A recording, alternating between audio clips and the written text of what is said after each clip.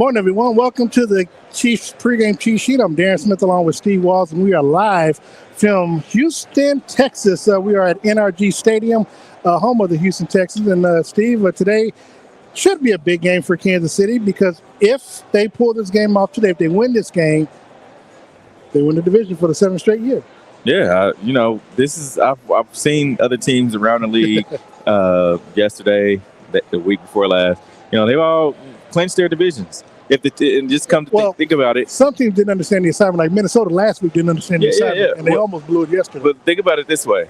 If the Chiefs would have beat the Indianapolis Colts, they wouldn't be in this position. They would already have clinched. They would still be in the first place. Yeah. Yeah. Well, it's a lot of things that the Chiefs should have been doing. But be that as it may, we're here live. Kickoff is at noon, of course. So we start the show an hour beforehand, before kickoff. And, of course, just to set the stage, this is the unofficial Chiefs takeover where a lot of folks from Kansas City pick one game out the year to make a big showing.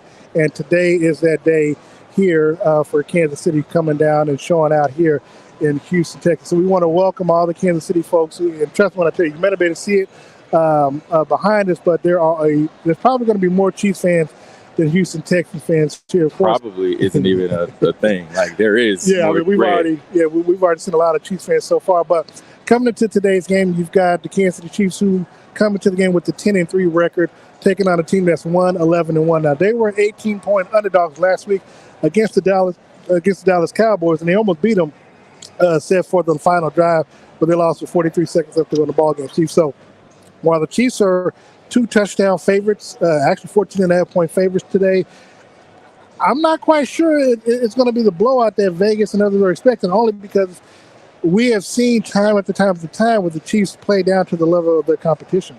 Yeah, I agree, man. You look at how they played against and talked about the Indianapolis Colts earlier this season. That was the start of it, and it's interesting to know that it's like, hey, you can put a team away. Yet and still, you do different things in the red zone to let me know, and to let anyone watching know that you don't know how to put teams away. Yeah. And put your foot on a team's neck. So I think you going forward, that's what good teams do. And I talked about it earlier this season as well. It's like on paper, you're definitely better than all of these teams. I mean, you look at up and down your wide receiver roster, the new additions, they're far better than anything that the Texans are able to put out on the field. So with that being said, your quarterback's better, your coach is better. So on paper, you're well more advanced than this team that you're playing. So there's no reason to even, play down to the level of your competition today. Obviously, we know when talking about the Kansas City Chiefs, everything starts and ends with Patrick Mahomes. Last week, Mahomes had, it's hard to say a good game because of how things turned out, but he took the team up to a 27-0 lead going into the half, and then they only scored 1 touchdown in the second half. But that was based off the fact that he threw 3 interceptions in the ballgame that brought Denver back into the ballgame. How do you expect Patrick Mahomes to bounce back? Now, we know he will, just looking at the opponent stuff, but we know he'll bounce back and probably won't throw another 3 interception game probably the rest of the season. But how do you see him bouncing back in this game, even though he had over 300 yards passing, 3 touchdowns, and 3 interceptions? Yeah, I think that's just luck of the draw. Darren, we both know that Patrick Mahomes, I look at it as an NBA type game, right? Like I compare it to Steph Curry. Steph Curry's going to shoot whether you're up 10 or whether you're down 10, right? Or you're tied. So him throwing those interceptions, Patrick even said post game, it's like those are on me. I was trying a little bit too hard, but when if you worry about throwing those interceptions in that moment, then you're not the same player as he wants to be. So I think you can't worry about that. I think that's just kind of luck of the draw. And a lot of people forget Denver's defense was legit. Yeah. So I mean, some of that is going to happen. It just happened to be all in one game. I guess the biggest thing is because we know what our team should be and what we talk about every week, keeping your foot on the team's neck, on the opponent's neck, because you want to, you don't want to be in a situation where you have a close ball game. For example, the Cincinnati Bengals. You know, you don't have we have an 18 some odd point lead, and you allow them to come back to the ballgame because you're not doing the things that got you there, but also you're not doing the smart things that will keep you there on top of them. But that's the thing; they are doing the same thing that got them there, right? And we talked about it. At least I talked about it to a couple of players post game. This team has been known to come from behind to pull out those victories, right? And I think they've become kind of reliant on that, and so like when you now it's like, all right, we can have those slow starts because we know we have Patrick Mahomes, or we know we have Travis Kelce and those weapons last year, Tyreek Hill, right? We know we have that deep threat. Now you don't have that, and Patrick can only do so much, especially when you have a defense that is, to me, and some other folks, ahead of schedule. So I think now it's like, all right, you got to come out and you got to strike first. Kansas City leads the all-time series against the Houston Texans 6-5. They've won 2 of the last 3 games. Of course, everyone remembers the playoff victory that Kansas City had. Of course, that game, Houston found themselves up 24-0 over Kansas City, and Kansas City roared back. They ended up winning the game. I think it was 50-31, 51-31, something to that effect. Of course, at the time, you had Bill O'Brien as the head coach. You had Deshaun Watson as a quarterback. Obviously, neither one of those two are here any longer. I know Deshaun Watson played here a couple of weeks ago with the Cleveland Browns. Again, this is a totally different team. You have Lovie Smith, who's the head coach for this team. Probably his one and only year has been the head coach here. Think so? Yeah, they're 1-11. I mean, we've seen how. But you see how the Indianapolis coach put a ESPN analyst as the head coach. I mean, they're gonna do what they want to do. So, kind of seeing that little leeway, they'll find a way to get Josh McCown. They at least gave him a couple of years, though. No. He's just 1 year? No, he's just interim. Okay. Just interim. Right. And so, but to be as it may, I don't think he'll see another term next year. But what have you seen from this team? Because we saw the fight again that they put up against Dallas, and everybody said that's the Super Bowl. Well, no, I mean, because you could have said that that's the game against Deshaun Watson, the Cleveland Browns, to try to show him up. So we know the Kansas City Chiefs bring everybody's best out of them. So what do you expect from the Texans in today's game, especially with Davis Mills as their starting quarterback? I mean, you said it. You talked about Lovie Smith, right? Like, this is a win that he marks. Like, all right, I need to get this win not only for my team, but just for me personally on my resume. I need to have this. So if that is not going to get the team fired up, I don't know what is. Especially they played well against the Dallas Cowboys. Dallas, that's my Super Bowl pick. I've been riding with them. So not don't get me wrong, that's not my Super Bowl winning but pick. The Chiefs have to play that's somebody. Just we got the pick to go to Super Bowl to face the Chiefs. So so I think that gave them a little bit of confidence coming into today's game. But look, this is going to be a home game for the one and only Patrick Mahomes. Like, this is going to be this is his first time playing in Houston. Other than first time playing in the state of Texas, other than high school and college, right? Like, so I think he does have family coming to the game. This is he's family. He has friends. He has colleague, whoever. He has a lot of these folks coming. So I think you'll see a lot. I've seen some White House, Texas, White House high school jerseys already. So I think this is a home game for this Chiefs team. And it's funny. I was talking to Dana Hughes, of course, who calls the Chiefs games along with Mitch Holtz. We were eating breakfast upstairs, and I was like, because the last time you and I were here, it was 2017. I thought it was 2018 that they played. Nope. It was 17. Alex Smith was the quarterback, but they played against them. And I was like, it was a Sunday night football game. Yep. Chiefs won 42-34, but I think in that game, Deshaun Watson threw like for 3 or 4 touchdowns. Alex Smith threw for 3 touchdowns too. Yeah, and so it was the game. I was like, Patrick played in that game. Then I was like, he played in Dallas, but yeah, he reminded me that this is his first time playing in the state of Texas. So I know he's got a lot of family here. And it's going to be crazy. It's going to be a great atmosphere. We do want to wish Miss Kay McKelvey a good morning as well. We appreciate you. But see, I mean, as we're sitting there looking into Concord, I mean, there's so many Chiefs fans here. It's like, I mean, you would think it's a home game because it's like, as you mentioned, more Chiefs fans here than Texans fans. For every Texans fan, there's 6 Chiefs fans. I've counted. I really have.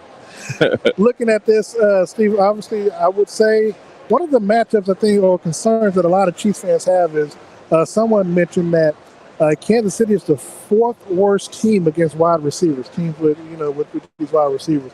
And we've seen how, we've seen on the defensive side of football where they've had a lot of problems.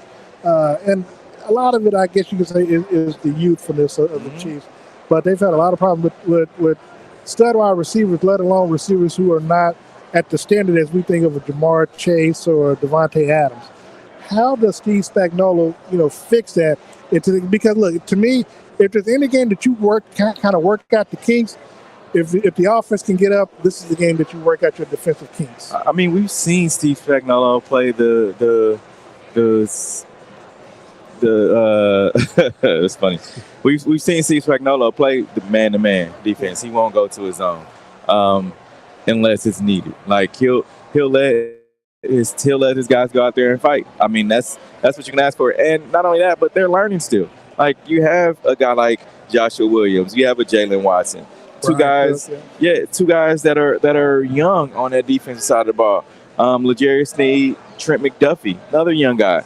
I mean, these are some of the growing pains that you're going to have to put up with to get to where you want to be. It's not only for this year, but for the years to come. So I think now, do they have a stud? Well, Brandon Cooks isn't playing. I mean, their best receivers not playing in today's ball game. But do they have a stud? Talking on the Chiefs side, do they have a stud cornerback that they is just going to be a shutdown guy? No, they don't. They don't. McDuffie is going in that direction. But no, I mean, they don't. He's heading into that direction. If you look, when I mean stud, and even if you look at the young guys, I mean, when Marcus Peters, his first 5 games as a Chief, they tested him.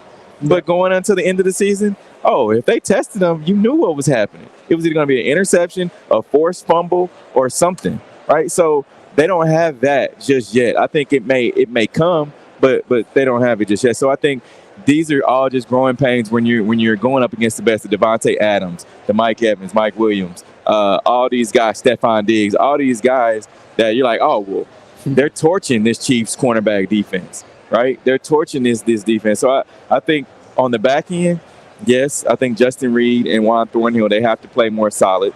But as far as like the defensive backs, this is just some growing pains that you're gonna have to go through. Got a lot to look forward to in today's game. Again, if the Chiefs if the Chiefs win today, they clinch the AFC West for a 7th straight season. I think that's going to be a franchise record. We expect, of course, if they do win, we expect to speak to Chiefs owner Clark Hunt after the game in the locker room or in the press room. We'll talk to him and get some comments from him regarding today's win. Of course, the Chiefs' next home game is next Saturday, Christmas Eve, 12 o'clock, kickoff time at Arrowhead. Of course, Steve and I will bring you the Chiefs pregame cheat sheet. I'm wearing my Santa suit. You probably will too, and I'll see if I can find his Grinch mask and come as a Grinch or whatever. So we'll try to make it and have a good time next week when we're in Kansas City. But going back to today's game again, this is also the homecoming, so to speak, of Chiefs safety Justin Reed. Of course, Chiefs acquired him in the offseason as a free agent. I talked to him last week after the Denver Broncos game. He's kind of, I mean, he did say it's Houston's homecoming as well. I guess, the Chiefs talking about them. But what do you expect? What type of play, what type of reception, what type of atmosphere do you expect Reed to get coming into today's game? I mean, it just depends on how he left. I think he was liked here in Houston. Same as Kansas City like Tyrann Mathieu, right? However, he's with a different team. He's with a winning team, and I think these guys on this other organization, they're still friends. Like he was here for a few years, and this was his home, right? Like so, I think anytime a player goes to and faces a former team at home, on the road, they always want to come out and play well. All right, we're going to take a quick timeout. When we come back, we'll look at the defensive side of football, and then we'll circle back around to the offense because I do want to get Steve's thoughts on Travis Kelce. We do see Kadarius Toney will return to the Chiefs today, so we'll talk about what his impact and how his impact will help Kansas City going further. Keep it locked in. Pregame cheat sheet, Darren Smith, Steve Walls, live from NRG Stadium. Football fans, you can't spell gate without Gates, and great tailgates start with Gates sauces and seasonings. Named synonymous with mouth-watering tailgates. When you make your list of tailgate essentials, add Gates sauces and seasonings to that list. Spice up your tailgate experience with that unmistakable great taste. Available in 4 tantalizing flavors: Classic, sweet and mild and hot. Find it at your local grocer, and if you don't see it, ask for it. Visit GatesBarbecue.com to purchase any of the great sauces and seasonings. Great tailgates start with Gates.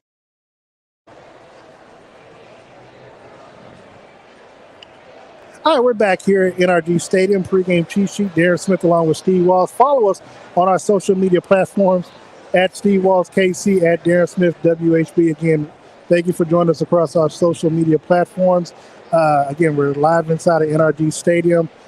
We've been bringing you this for the last 4 years, 3, 4, 5. I don't know. We've been doing it for a while together. So we're going to continue to keep bringing you the best. So we get you on-site coverage for every game that the Chiefs are playing in. Steve, on the defense side of football, outside of the Cincinnati Bengals game, the Chiefs have been doing very well these last 4 or 5 weeks in getting pressure. I think last week they had 6 sacks in that ball game. You look at Chris Jones, you look at Frank Clark had a big sack in that game. Give me your thought process on what you expect from the defense in today's game, especially because, again, this is a game, if you're a big McDonald's fan, you're pulling for the Chiefs to get another Big Mac sack for you. Yeah, I think if you are, like you said, a McDonald's fan, it's the Big Macs for sacks, right? I think you want your guys to be able to continue on with the rush that you've had. If you're Steve Spagnuolo, you want your guys going into the latter half of the season to be able to fulfill what you want to have happen. Like the way Steve Spagnuolo, they should be at full strength. I would imagine they're pretty much at full strength, right? And yeah, and think about it this way: you bring in a guy like Frank Clark, you bring in a guy like Carlos Dunlap, George Karlaftis. You bring in all those guys for one reason: to get after the quarterback. Yeah. They've been able to do that. Now, is this the same as a 2018 or a 2019 Chiefs defense? I mean, as far as like getting after quarterback, I'm asking you. I think I'm gonna say yes, because here's the thing: they have been actually. This is kind of crazy. The Chiefs generally get healthier as the season progresses and gets towards the playoffs. They're actually more healthy now, this late in the ball game, than previous years where they get healthy as they get to the final 1 or 2 weeks of the season. Mm-hmm. What I'm anxious about, and because of that, I'm wondering. I think outside of McCall Hardman, who's expected to come back maybe next week. I mean, I think the Chiefs are going to be, outside of maybe I think the running back Clyde Edwards-Helaire, I think the Chiefs are pretty much going to be ascending. And look, it was a bad loss that I think about with Cincinnati, because they had a hard time, and I don't know what it is why they can't seem to get pressure or get enough pressure to get hits and get sacks on the Joe Burrows when their offensive line is not up to par. But again, in this game, I expect them to kind of work out the kinks, and as you said before, I think that they'll get a lot of pressure and a lot of sacks in this ball game, to where you'll see. I think you'll see a scenario where we'll see a lot of new stuff that Steve will unveil in this game, just to see if it works for future reference. Yeah, it's funny you say that, and I go back to thinking about that Cincinnati game, and games like when they played the Buffalo Bills. Yeah. It asked me, and I'll ask you: is it the Chiefs' defensive line playing bad, or is it that the opposing team playing good? Like, is it the offensive line for the Cincinnati Bengals? Is it the offensive line for the Buffalo Bills? Like, are they playing that good that they just can't get after the quarterback, or is the quarterback so good? You know what? Either way, I'd say it's a combination of it all. But I really do believe. I mean, look, we know what Josh Allen, and look, we saw yesterday, and we've seen what Joe Burrow has done against Kansas City. So I can't take anything away from the quarterback play, because we really don't allow people to take anything away from what Patrick does. So quarterback play has a lot to do with it. Their line, and sometimes I just think the matchups, Chiefs just don't match up well sometimes. And I think the Chiefs match up well against the line, but you have the personnel on the outside that makes it a little bit, just because you think about it with Cincinnati, you got 3 wide receivers that you got to worry about that, whether or not you should go man or zone, that's something that you have to worry about. But then if you do that, you can only, the defensive line has to get to the quarterback, because you have so much time that you can, stay with the receiver before they're able to break off and stuff. And I'm going to say this too. you think about, we talked about the cornerbacks earlier. I think that has a little bit to do with it as well, because if you have a Jamar Chase that's always open, right? It's gonna be tough to have to get to, if Joe Burrow gets any amount of time, he's going to be able to release the ball. And that's the other thing too, because with the quarterback play, they can release the ball so quick, and find a tight hole to fit it in. If Stephon Diggs beats his guy, which he's done, we see Cole Beasley back. Cole Beasley beats his guy. What's the other? I can't remember for the life Davis. of me. Yeah, if Gabe Davis beats his guy, you got so many variables there to where your defensive line just can't get there fast enough. Yeah. Okay, so look, we're a little over a half hour away from kickoff. We'll give you our predictions in just a few minutes, but as I like to do, as we've done the last few weeks, X factor. My X factor has been on the money. Now I know last week I think we had the same X factor for defense, but my X factor has been on the money because of the offense I had, Andy Reid. This week's game, again, we look at the record. All things being equal, they are 1-11-1. Chiefs should win this game hands down, no doubt whatsoever. What's the X factor though for Kansas City to make sure that they don't blow it? Kind of like they almost did last week. What's the X factor offensively for you first? I'm going to go with I have two X factors on the offense, and they're kind of going to work hand in hand. My first is Patrick Mahomes.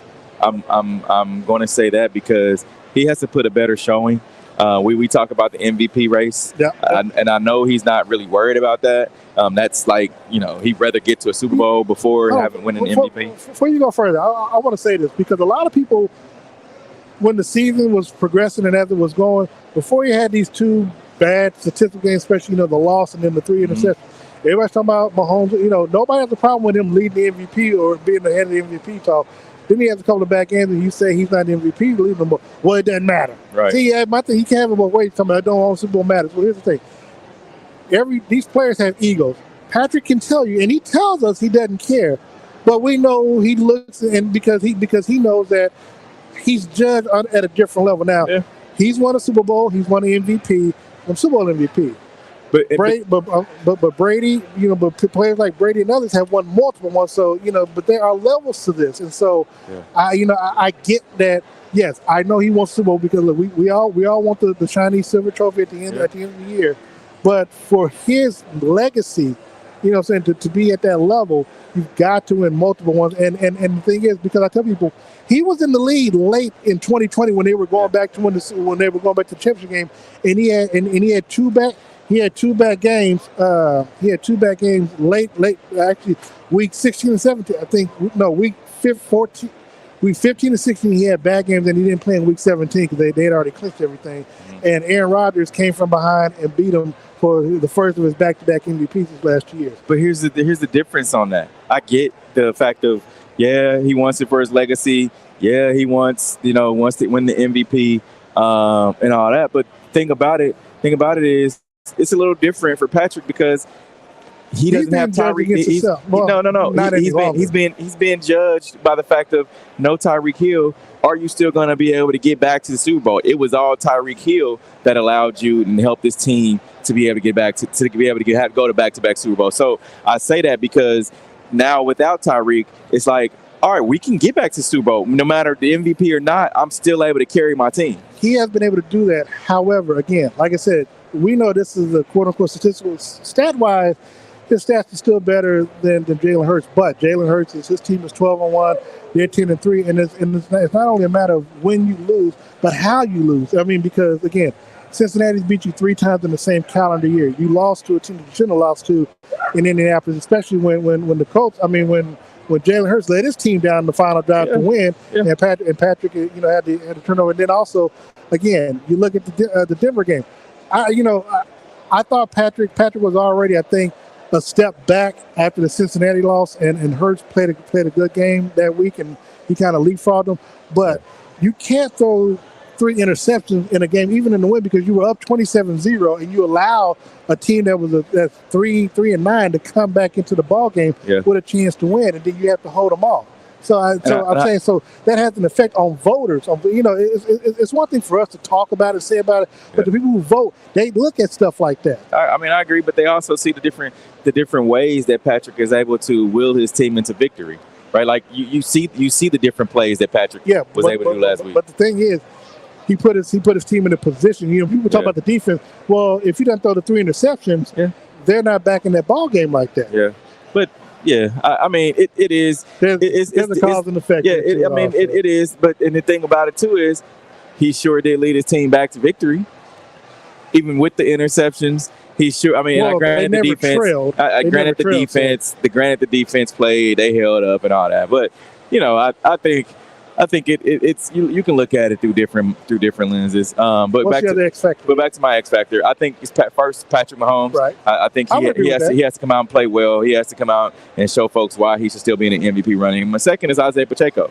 We've talked about how hard he runs. We've talked about he gets hit and gets back up like nothing phases him. I think he has to get into the end zone a couple of times. We've seen Jerick McKinnon do it. I know in the passing game. However, I think he has to be able to show why he's a starting running back in this league and become a threat.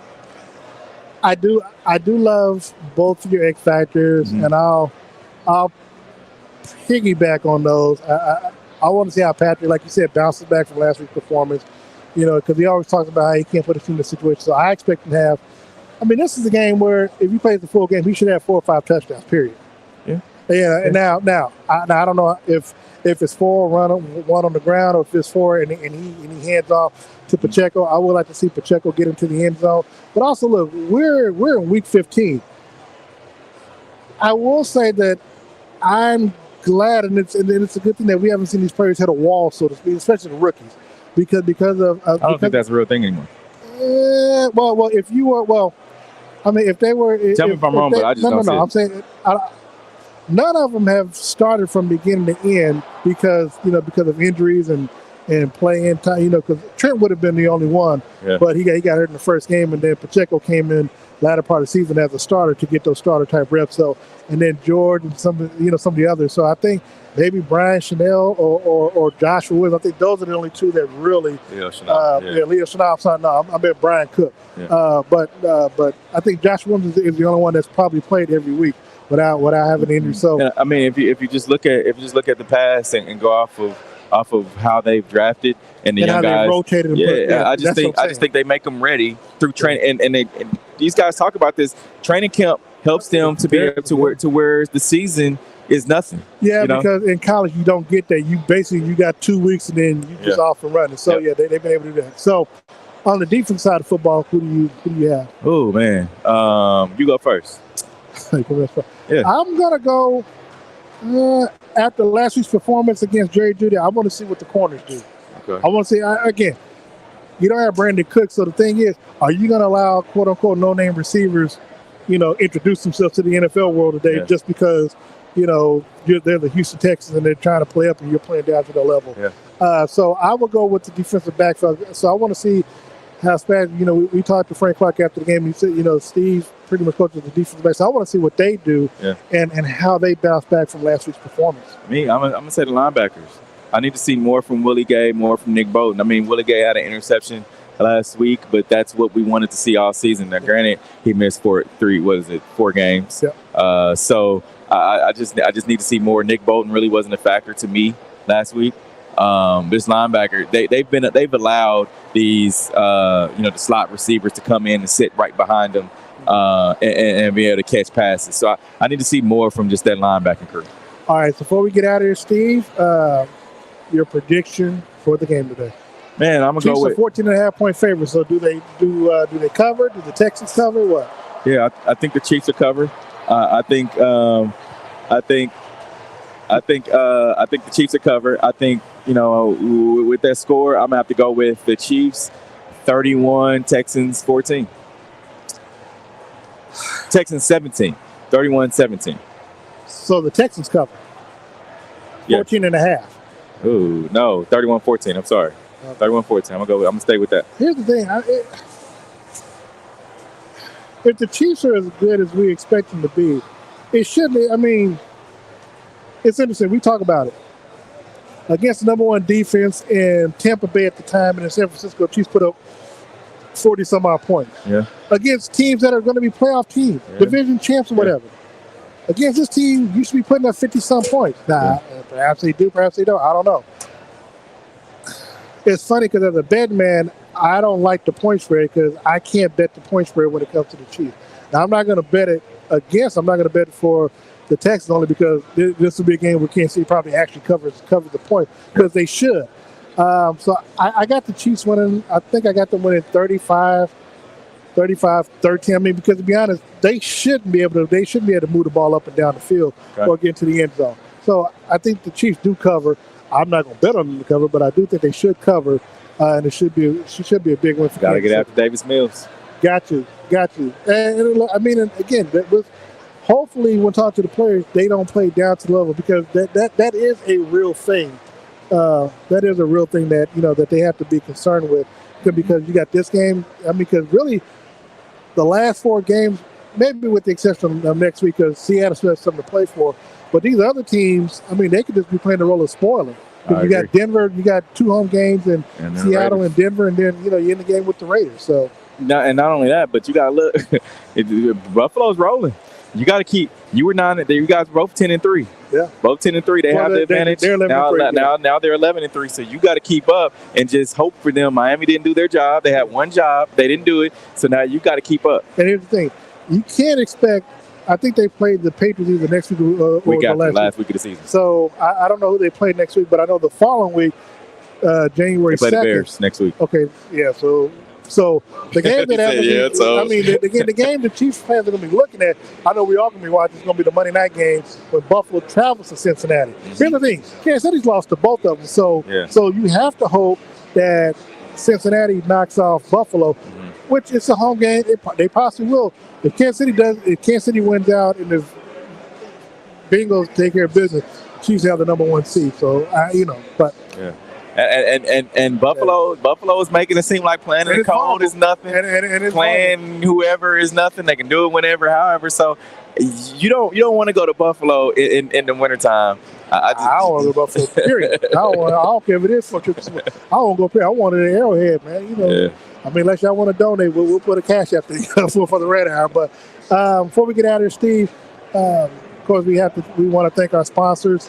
Each and every week, we are sponsored by Gates Barbecue with the Pregame Cheat Sheet, located at 5 locations around the metro area. Make sure you go out there.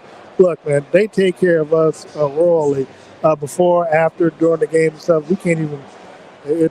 And not only that, but the holidays are coming up, so make sure you go by Gates Barbecue and grab you a mixed plate, get something for the family. And also make sure, in all seriousness, go to gatesbarbecue.com because I know people down here have talked about wanting to get some Gates off and stuff. So you can go to their website. Make sure you go to their website. You can order stuff as a Christmas gift and then ship off to people. They ship around the world. So make sure you do that as well. Before we get out of here, who styled you as always? I want to, talk to my friends over at Dillard's Zona Rosa. Make sure you go out there and check them out. Thank you to Heather, also Andrea Harden. She helped style me today in the purple, lavender, and the gray. So yeah, like we said, there's holiday time coming up. You want to get you some gifts. Great time to stop by Dillard's at Zona Rosa. Want to thank, as always, Todd White and Todd's Clothing and the Taylor Suit getting me styled for today's game. It was interesting, Steve, when I was in the press box. Ted came in, the chief PR director. I said, Ted, did you get some kind of memo? Because he's in the same tan suit that I'm in. Not a 3-piece though, but I'm like, bro, so yeah. It's bound to happen. But one other thing was always, he's located 2 locations, 20th and Broadway, along and inside the Ward Parkway Mall off of 85th and State Line. So make sure you go out there, see him. Special holiday deals as always. And then look, man, we appreciate you all tuning in so very much. Again, you can follow Steve on social media at Steve Walls KC. You can follow me on social media at Darren Smith WAP. Follow us after the game. We'll bring you live comments and the post-game presser with Andy Reid, Patrick Mahomes, and select players. We'll do interviews. And then join us tonight. We will be joining Rob Collins from Fox 4 on their Sports Sunday show at 10:30. So make sure you catch Steve and I and Rob Collins. We'll be bringing you post-game stuff from right here at the NRG Stadium. So for Steve Walls, I'm Darren Smith. I want to thank you so very much for joining us. We'll see you all post-game post game on the field after the game. And one more thing. Remember, guys, join The us Red tomorrow night for the Red Hour live from Soiree Steak and Oyster House, 6:30 to 7:30. Myself, Darren Smith, DJ Q, and Uncle Sean Tyler will bring you all Chiefs content and possibly have a couple players come down. Make sure you join us down there to eat and talk football. Great food and conversation. Tomorrow night, Soiree Steak and Oyster House, the historic 18th and Vine Jazz District, 6:30 to 7:30 p.m.